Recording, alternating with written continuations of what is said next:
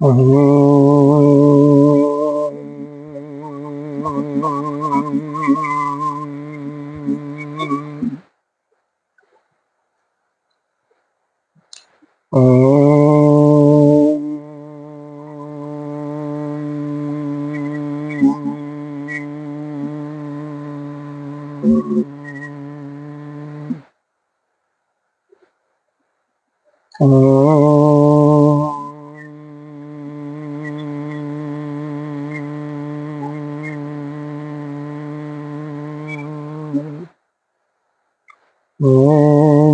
सहनो भवतु सहनो भुनक्तु सह वीर्यं करवावहै तेजस्विनावधीतमस्तु मा विद्विषावहै। ओम शांति शांति शांति। सच्चिदानंद रूपाय विश्वोत्पत्तादिहेतवे तापत्र विनाशाय श्रीकृष्णाय वयं नमः। नारायणं नमस्कृत्य नरं चैव नरोत्तमं देवीं सरस्वती व्यासं ततो जयमुदीरये। अखण्डमण्डलाकारं व्याप्तं येन चराचरं पदपदं दर्शितं येन तस्मै श्रीगुरवे नमः। अज्ञानतिमिरान्धस्य ज्ञानाञ्जनशलाकया चक्षुरुन्मीलितं येन तस्मै श्रीगुरवे नमः। गुरुर्ब्रह्मा गुरुर्विष्णु गुरुर्देवो महेश्वरः गुरुर्साक्षात् परं ब्रह्म तस्मै श्रीगुरवे नमः। त्वमेव माता च पिता त्वमेव त्वमेव बन्धो च सखा त्वमेव त्वमेव विद्या द्रविणं त्वमेव त्वमेव सर्वं मम देवदेव। नित्य प्रातः स्मरणीय वंदनीय पूजनीय अर्चनीय 1008 से पंचायती महानिर्वाणी अखाड़ा की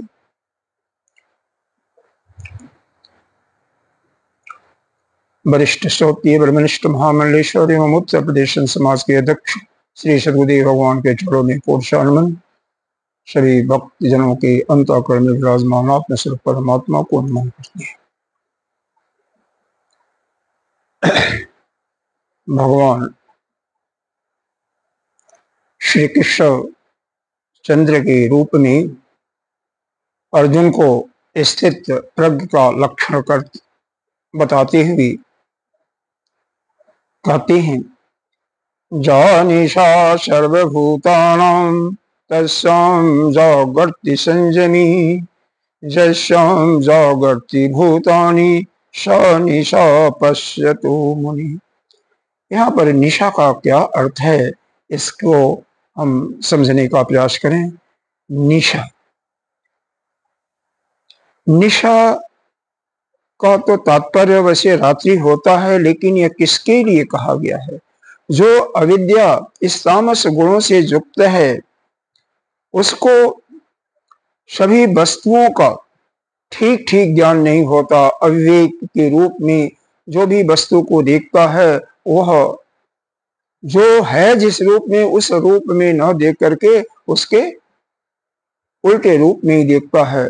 उसी का नाम निशा है। क्या है? यानी अविद्या रूपी तामस प्रकृति के कारण ही जो सब पदार्थों का अविवेक कराने वाली रात्रि है, उसी को हम निशा यहाँ पर कहे गए हैं। क्या है निशा? क्या है? इसके संदर्भ में भाष्यकार जी ने बताया। क्या बताया? परमार्थ तत्व स्थित प्रज्ञ विषय हो। परमार्थ तत्व जो स्थित प्रज्ञ का विषय होता है। स्थित प्रज्ञ का क्या विषय होता है? परमार्थ तत्व। परमार्थ तत्व यानी उस परमार्थ स्वरूप को जानना ही वही स्थित प्रज्ञ का मुख्य विषय है। यथा नक्तचाराणम, जैसे रात्रि में चलने वाले उल्लू इत्यादि होते हैं, वह क्या करते हैं? वह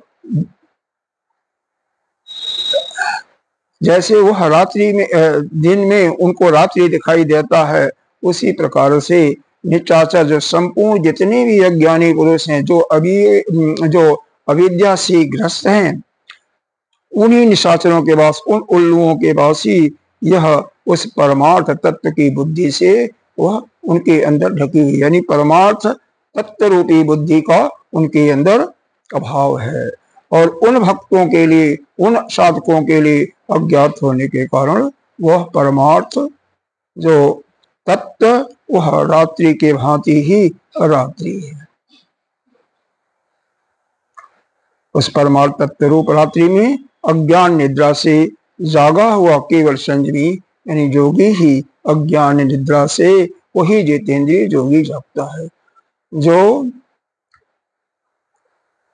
यानी ज्ञान की ज्योति से अविद्या का जिसने नाश कर रखा है, जिसके अंतःकरण में उस ज्ञान का प्रकाश हो चुका है, वही जोगी, वही साधक केवल उस परमार्थ तत्व को जानता है और वही इस निशा में, इस रात्रि में वह जागता है। समझ में आ रहा? भगवान भास्कर क्या कहते हैं? किम ततः, वह सर्वभूता नाम के लिए सभी प्राणियों की रात्रि क्या है? इसमें कहते हैं परमार्थ तत्व स्थित प्रज्ञ शिष्य, स्थित प्रज्ञ का विषय क्या है? केवल परमार्थ तत्व को जानना। जैसे नक्तसराराम, जैसे उल्लू जो है उसको दिन में दिखाई नहीं देता, उसी प्रकार से यह जो अविद्या से ग्रसित पुरुष हैं, वो भी उनको दिन में भी रात्रि ही दिखाई देता है, क्योंकि वह अज्ञान से ढके हुए हैं। केवल योगी जो जिसका अविद्या क्षीण हो चुका है, वही जो है उस अविद्या रूपी रात्रि में जगा हुआ है। जो संयमी है, जिसने अपनी इंद्रिय पर, मन बुद्धि पर संयम कर रखा है और श्रोत्रिय ब्रह्मनिष्ठ गुरु के पास जाकर के ज्ञान प्राप्त कर लिया है, केवल वही जागता है। दिन में भी क्या होता है? ग्राहक का भेद होता है। इसके लिए बताया क्या? तस्याम परमार्थ तत्लक्षणम अज्ञान निद्रा प्रबुद्धो जागृत संयमी संयमान जितेंद्रियो जोगी इत्यर्थ। यानी वह केवल जोगी ही, जो संयमी है, वही केवल उसमें जागता। आगे बताते हैं, जश्याम ग्राहक भेद लक्षणाम अविद्या निशायाम प्रसुप्तानि एव भूतानि जागृत इत उच्यते। जश्याम निशायाम प्रसुप्ता इव स्वप्न दर्शा सा निशा अविद्या रूपत्वा परमार्थ तत्वं पश्यता मुनिः। यानी ग्राहक भेद रूप जिस अविद्या रात्रि में सोते हुए सभी प्राणी जागते हैं, सभी प्राणी जाग रहे हैं। अविद्या रूपी रात्रि है, सभी प्राणी जाग रहे हैं। क्या कर रहे हैं? कहा जाता है वह स्वप्नवत, सभी प्राणी हुए स्वप्न जैसे, वह देखने जैसे स्वप्न कोई व्यक्ति सोया हुआ रात्रि में सदृश स्वप्न देखता है, उसी तरह सभी प्राणी यहाँ पर जागते हुए भी ग्राहक के रूप में एक इस अविद्या रूपी इस अंधकार में संसार में क्या कर रहे हैं? ग्राहक मतलब कोई वस्तु किसी को दे रहे हैं, किसी ले रहे हैं, यह ग्राहक का भाव है। यह सारा दृश्य केवल अविद्या से ग्रसित होने के कारण है। परमार्थ तत्व को जो जानने वाले हैं, उनके लिए वह रात्रि है। यानी जिसमें सारे प्राणी जागते हुए, यानी दिन में वह क्या करते हैं? ग्राहक अपना काम कर रहे हैं, अविद्या रूपी, अविद्या से चुपके ढके हुए हैं। तो एक जैसे स्वप्न में सब कुछ क्या दिखाई देता है? वह कुछ क्षण के लिए दिखाई देता, उसके बाद समाप्त होता है। उसी प्रकार से आप समझें कि जो यह ग्राहक का भाव यह जागृति अवस्था में उन प्राणियों के लिए दिखाई देता है जो अविद्या से ग्रस्त हैं, वह कुछ समय के बाद वह नष्ट हो जाता है। यानी यह जागृत अवस्था में भी वह स्वप्न है। यह केवल जो जोगी है, जो विद्या से युक्त है, जिसके अंदर जिस अविद्या का नाश हो चुका है, वही केवल उसमें जागता है। अर्थात यह सिद्ध हुआ क्या कि अविद्या अवस्था में यह जो कर्मों का विधान किसके लिए कहा गया है? उन्हीं मनुष्यों के लिए किया गया जो अविद्या रूपी अज्ञान से ग्रस्त हैं। जो इनको ज्ञान प्राप्त कर चुके हैं उनके लिए यह नहीं है। ज्ञान जब उत्पत्ति होती है उसके पहले भी प्रमाण बुद्धि से जो ग्रहण की हुई अविद्या ही वही क्रिया कारक और कर्म के रूप में परिणित होती है, नाना प्रकार के भेदों में दिखाई देती है। वही सभी कर्म करने वालों का कारण बनती है। अप्रमाण बुद्धि से की हुई अविद्या वह कर्म करने का कारण नहीं बन सकती। जस्याम जागृति भूतानि सा निशाम पश्यतो मुनो। मतलब वह जोगी लोग क्या करते हैं, स्वप्न जैसे ही कार्य करते रहते हैं। आगे भाष्कर क्या कहते हैं कि प्रणाम स्वरूप वेद ने क्या किया, मेरे लिए अमुक यह कर्तव्यों का जो विधान किया किसके लिए है, अज्ञानियों के लिए है, जो अविद्या से ग्रस्त हैं। ऐसा ही मान करके कोई कर्ता कर्म में प्रवृत्त होता रहता है। सब रात्रि के भांति वह अविद्या मात्र है।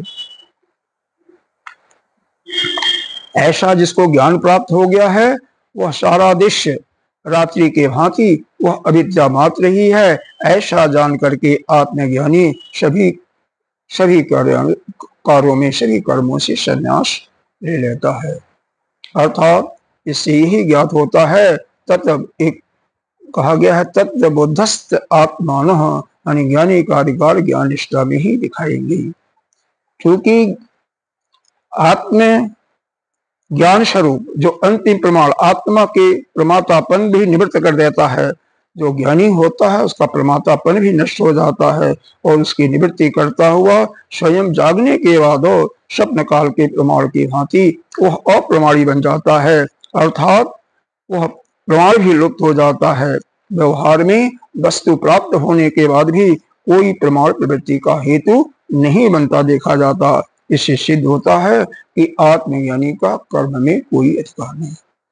इस श्लोक से यह सिद्ध होता है कि जो ज्ञानी है, जिसके अंदर अविद्या का नाश हो चुका है, उसका कोई कर्तव्य कर्म में कोई अधिकार उसका नहीं है। यह कर्म में अधिकार किसका है, जो अज्ञानी है। जो वेदों में कर्मों का विधान गया है, पूर्व मीमांसा में बताया गया है, वह केवल अविद्या से